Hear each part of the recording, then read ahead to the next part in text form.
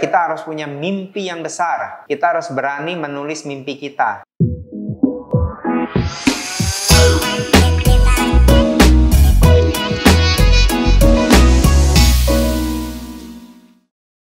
Kawan scale up, siapa nih di sini yang menjadi konsumen atau bahkan reseller dari produk skincare MS Glow? Tahu tidak ownernya siapa? Ya, betul. Ownernya adalah Ibu Maharani Kemala dan Ibu Sandi Purnamasari. Nah, hari ini kita akan membahas dari cerita inspirasi Ibu Sandi Purnamasari. Usaha produk skincare MS Glow yang dirintis oleh beliau dan partnernya tidak serta-merta muncul begitu saja. Banyak proses bisnis yang harus dilalui oleh Ibu Sandi. Mau tahu cerita inspiratifnya seperti apa? Daripada berlama-lama, ikutin Ko Erwin sampai selesai ya.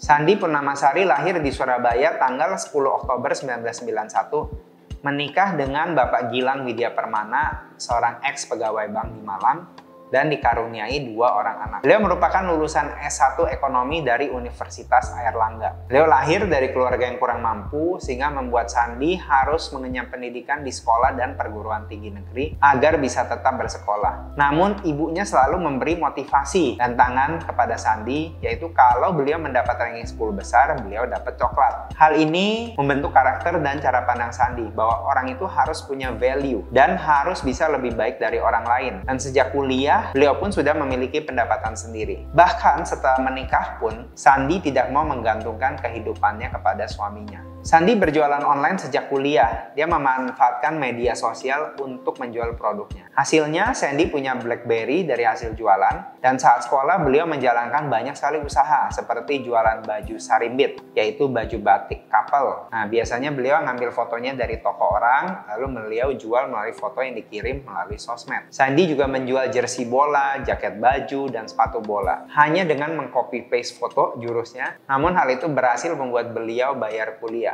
Dulunya beliau jualan jersey, sampai akhirnya sekarang punya klub bola. Menarik ya kawan scale up.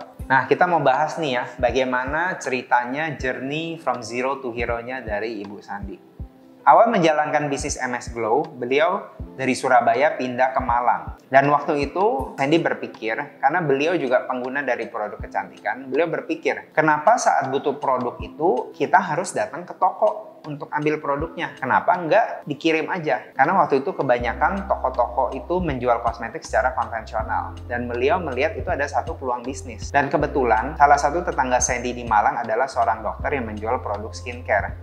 Nah, Sandi menawarkan diri untuk membantu menjual lewat online, yaitu di sosial media seperti Instagram, Facebook, Twitter, Kaskus, bahkan Toko Bagus. Di mana saat itu rata-rata orang menggunakan sosial media hanya untuk posting foto, bukan buat berjualan. Namun lewat sosial media tersebut ternyata efektif untuk menjangkau customer dari Sabang sampai Merauke. Nah, disitulah Sandi bertemu dengan customer yang akhirnya menjadi seller skincare, yaitu jaringan dari Sabang sampai Merauke. Dia akhirnya membuat jaringan seller yang mau berbisnis seperti dirinya dan membuat model bisnis dengan membuat ketentuan jumlah paket yang akan dijual. Dan dia ketemu dengan salah satu seller yang punya toko kosmetik, yaitu Ibu Maharani Kemala. Sebab Sandi sendiri juga kurang mengerti tentang make up. Mereka lucunya memiliki transaksi ratusan juta namun belum pernah ketemu sama sekali. Nah, tahun 2015 mereka memutuskan untuk membuat brand kosmetik dari ujung kepala sampai dengan ujung kaki. Dan akhirnya karena chemistry daripada Sandi dan Maharani, kerjasama menambah varian produk seperti lipstick, lip matte, dan cushion. Alasan lain mengajak Maharani bekerja sama adalah keinginan Sandi untuk menjual produk yang digunakan sendiri dan produk yang benar-benar dikuasai. Hal ini didapat dalam diri Maharani sebagai seorang partner karena memiliki toko kosmetik di Bali dan ia mengerti tentang produk knowledge dari kosmetik yang dijualnya. Selain ia pun menggunakan produk tersebut. Dari awalnya menjual brand lain dan banyak customer yang membeli, customer ini akhirnya menjadi seller dan membuat Sandi berpikir, kenapa ya nggak buat brand sendiri aja? Nah, akhirnya 2015 Maharani dan Sandi membuat yang namanya MS Glow. diambil dari huruf pertama nama mereka berdua. Sandy merasa kesal apabila perempuan itu hanya menggantungkan diri pada penghasilan suami. Lulus kuliah namun hanya merawat anak dan mengurus suami. Menurut Sandy, perempuan itu harus punya value, yaitu mampu berdiri di kaki sendiri. Karena kita tidak bisa menggantungkan hidup kita ke orang lain, walaupun itu suami. Sebab itu, beliau mengajak semua ibu rumah tangga supaya bisa menghasilkan uang sendiri dengan mengambil peluang bisnis berjualan MS Glow secara online. Namun, tetap tidak melupakan kodratnya sebagai istri dan seorang ibu di dalam keluarga. Selain itu, ada alasan lagi kenapa beliau fokus di bisnis kecantikan. Sebab sejarahnya saat remaja, Sandy memiliki masalah di kulit wajah, yaitu jerawat, dan ini juga yang membuat Sandy mempelajari tentang jenis kulit muka dan skincare yang dibutuhkan oleh kulitnya. Sandy berani menjual produknya dengan percaya diri dan memberi masukan kepada customer yang membutuhkan produk kecantikan karena pengalaman pribadinya. Dan ada satu kisah menarik juga, yaitu ketika bisnisnya terus berkembang, pada awalnya yang beliau memproduksi produk kecantikan dalam tanda kutip maklun di pabrik orang. Namun saat ini beliau sudah mampu memproduksi produk MS Glow di pabrik sendiri. Bahkan selain produk kecantikan sudah ada produk farmasi, jamu, minuman, dan juga makanan. Produk MS Glow sendiri telah memiliki sertifikasi BPOM, halal, dan sudah teruji secara klinis. Beliau juga memiliki jaringan reseller lebih dari 80.000 orang, khusus untuk produk kecantikan di seluruh Indonesia. Dan ini masuk rekor muri untuk jaringan reseller terbesar di Indonesia. Beliau juga memiliki banyak bisnis yang dijalani oleh suaminya, Gilang, yakni PO Bus Pariwisata, sewa kos-kosan di Malang, produk masker, layanan investasi, butik, penyewaan pesawat pribadi, bahkan memiliki klub sepak bola Arema FC.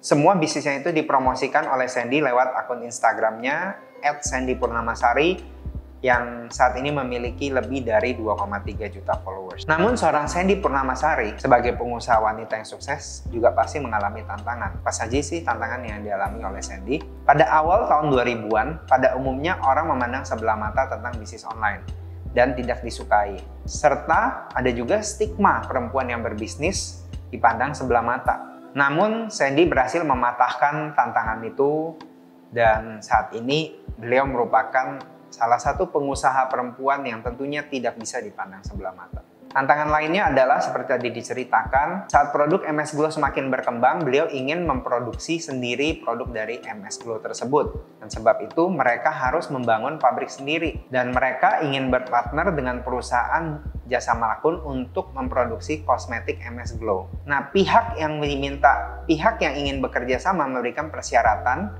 terutama yaitu sejumlah dana yang harus dipenuhi. Sandy ditanya, berapa sih dana yang kalian punya? Kalau kalian mau kerjasama dengan kami, kalian harus punya minimal 1 miliar. Uang 1 miliar itu digunakan untuk dua hal. Yang satu tentunya untuk segala kebutuhan bisnis kosmetik. Lalu yang kedua juga untuk mengurus aspek legalitas dari bisnis kosmetik. Seperti pendaftaran merek, mengurus sertifikat halal, mengurus izin edar dari BPOM yang sudah menjadi kewajiban bagi pelaku usaha kosmetik. Dan karena Sandy dan Maharani ingin menjual kosmetik dengan cara yang benar, maka mereka pun memenuhi kewajiban tersebut. Namun mereka harus memiliki tantangan, yaitu mereka harus menjual aset mereka sebesar 1M. Dan akhirnya mereka berdua mengambil keputusan itu dan mengumpulkan uang sebesar yang dibutuhkan. And the rest is history. Apa sih kiat sukses dari seorang Sandy Purnamasari? Yang pertama, Sandy menjelaskan bahwa sebagai seorang perempuan harus punya value dan tidak berhenti hanya kuliah dan mengurus anak, tapi mampu mandiri dan tidak bergantung kepada penghasilan suami. Tujuannya adalah empowerment woman planner dan perempuan menjadi entrepreneur. Yang kedua, jika mau menjadi seorang pebisnis atau entrepreneur, kita harus melihat peluang bisnis. Seperti cerita Sandy tadi, yang ketika dia pindah di Malang, akhirnya dia menemukan peluang bisnis untuk menjual kosmetik secara online. Yang ketiga, kalau bisa jadilah yang pertama. Sebab itu kita harus selalu punya ide-ide baru sebagai seorang pionir. Namun jika kita tidak bisa jadi yang pertama, jadilah berbeda. Kita harus punya value yang berbeda dengan orang lain. Jadi menurut Sandy, it's more important to be different than to be better. Yang kelima, kita harus berani terus untuk melakukan inovasi agar kita menghasilkan produk-produk baru yang berkualitas. Lalu berikutnya, setiap rekan bisnis atau partner pasti memiliki kelebihan masing-masing dan saling melengkapi satu sama lain. Tidak saling mengkoreksi satu sama lain, tapi fokus pada memaksimalkan kelebihan masing-masing. Sebab itu akhirnya mereka bisa melakukan inovasi bersama-sama di bidang masing-masing. Nah, Sandy Purnamasari termasuk tipe supporter dalam berwirausaha, yakni tipe yang cenderung berpartner dengan orang lain. Simak lagi yuk video Corin pada insight tipe-tipe pengusaha di link ini ya. Lalu kiat sukses beliau adalah kita harus punya mimpi yang besar. Kita harus berani menulis mimpi kita, membuat perencanaan atau timeline dan catatan pencapaian. Dan jika sudah terwujud, terus berani bermimpi yang lain dan mewujudkannya. Contohnya beliau bermimpi punya pesawat pribadi dan terwujud di usia 29 tahun. Yang terakhir, semua bermula dari diri kita sendiri, bukan dari orang lain. Dan tentu saja bagi para entrepreneur yang tidak boleh dilupakan adalah penting untuk memiliki ide dan konsep bisnis yang jelas dan tentunya mempersiapkan segala aspek legalitas baik untuk perusahaan maupun produk bisnisnya.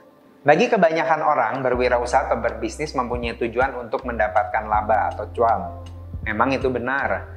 Namun Corin ingin menyampaikan seperti cerita inspiratif dari Sandy, bahwa dalam melakukan proses bisnis juga harus mampu memberikan pemberdayaan kepada orang lain agar mempunyai nilai lebih. Jadi kawan scale up, jangan segan-segan untuk berbagi manfaat ya kepada sesama.